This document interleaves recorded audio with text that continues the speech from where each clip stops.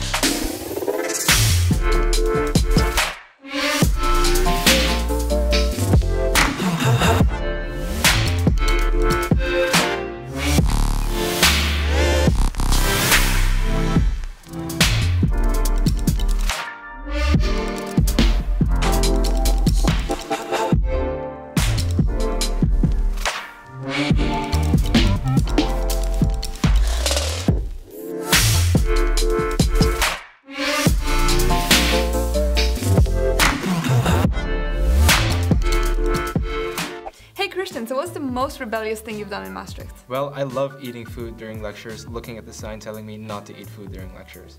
If you guys have been as rebellious as Christian, then let us know in the comment section below. And here's a sketch on how to be rebellious in Maastricht. In other news, it has been reported that Maastricht University students have been getting more and more rebellious. The source of this rebellion is yet unknown. However,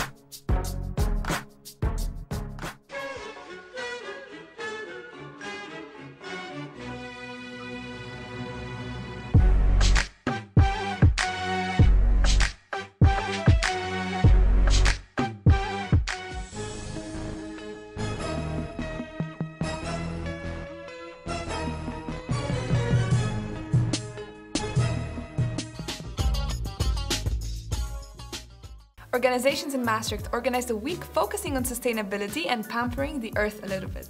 Many trees were hugged. The Maastricht University Sustainability Week took place this month. It was a week filled with upcycling workshops, food sharing, and of course, a lot of trees were planted. But what exactly are the sustainability goals of our university? We asked around to find out what people knew. Do you know about the sustainability goals of the university? I can't say that I do, actually. I don't actually know. No, I literally have no idea about anything to do with that, so. To find out more, we spoke with Elise from the Green Office. So the university really wants to be sustainable by 2030. So you have different sectors or areas in which the university can become more sustainable. From an educational point of view, you would have curriculum that are based on the principle of sustainability. So every course would have a component related to sustainability. From research point of view, research would have to be done in a more energy efficient way. So what can you do to contribute as a student? You can start by recycling your waste at university. Additionally, help reduce supermarket waste by picking up some food at Food Sharing Maastricht. So basically we realized that there's an incredible amount of food being wasted right now in this world, and what we try to do is to save food from being wasted and basically give it to people instead of letting it being thrown to the dumpster. So we've got a room in Tapijn Kazerne and we always bring the food there. And so everybody can just come and get some food for free, and people also can come and just bring their private food if they don't want to eat it anymore. To stay up to date with when you can pick up or drop off food, just go ahead and smash that like button on Facebook. So if you feel as though your voice regarding the European Union is not heard enough, this is why Student Forum Maastricht exists and organizes a conference in Brussels, which allows students to draft policy proposals which are then sent to the European Commission.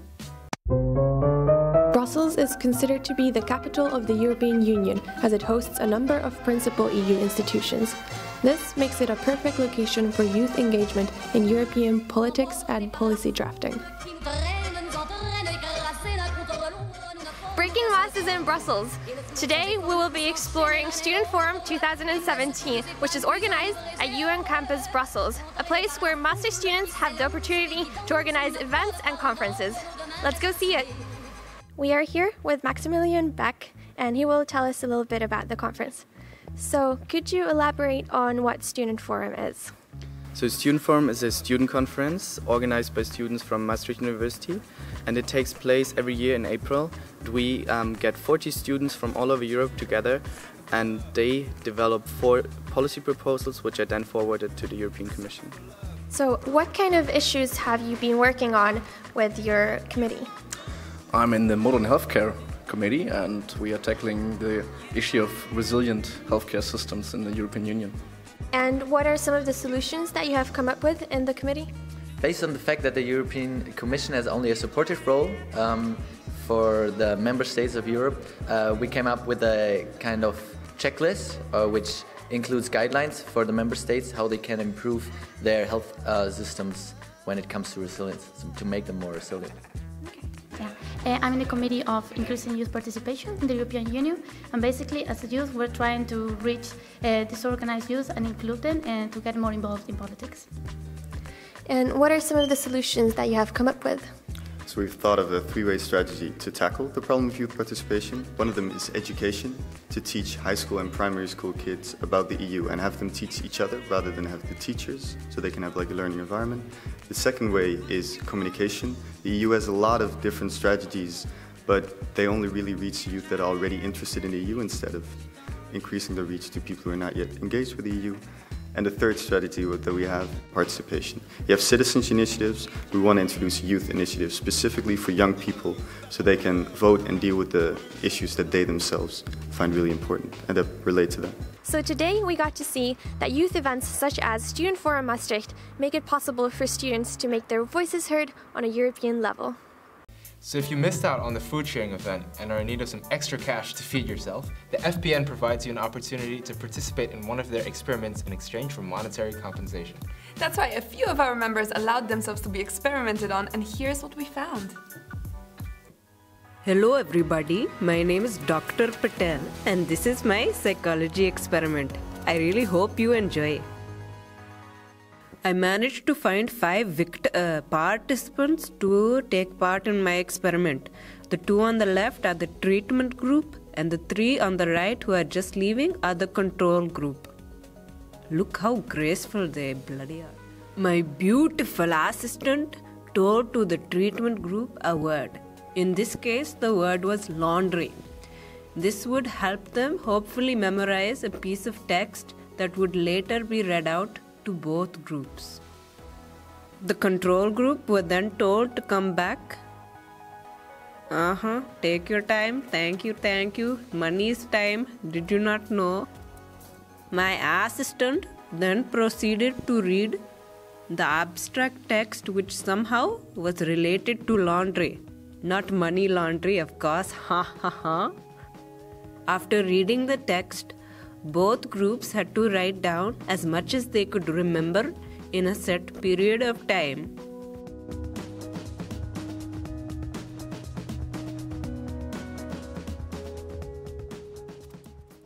These were the results. As we had hypothesized, the treatment group did better remembering everything compared to the control group. This was because they were told the key word, that was laundry, and this helped them to better remember the text better.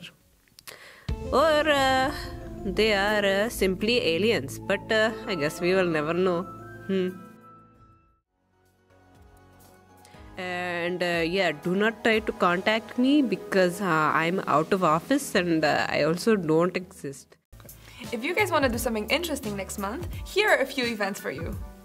So if you're looking for a nice way to spend your evening, grab some red wine, head on over to the Sphinx Quartier on May 13th and enjoy a large lineup of jazz shows as part of the Cross Currents Jazz Festival.